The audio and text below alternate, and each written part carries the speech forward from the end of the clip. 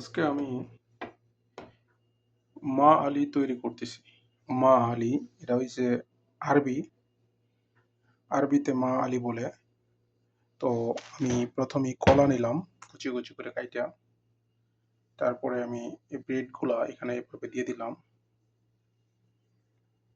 ব্রেডগুলা আমি কাইটা নিছি আগেই। কাইটা নেওয়ার পরে ওইটারে আবার স্লাইস করে নিছি সুন্দর করে।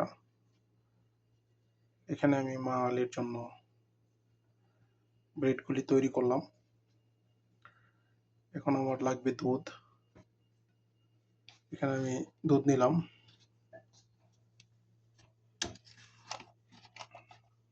দুধটা পরিমাণ মতো।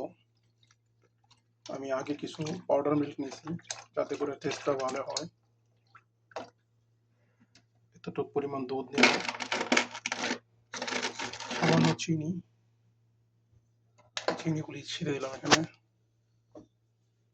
তারপরে এটারে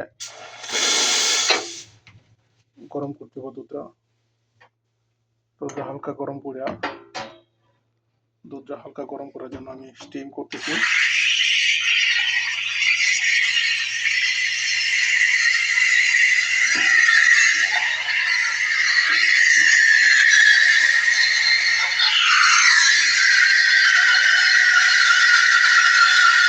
দুধটা গরম হয়ে গেলে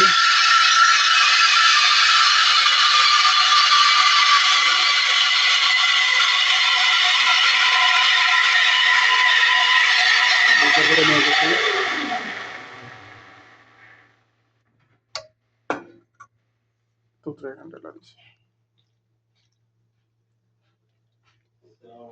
চলো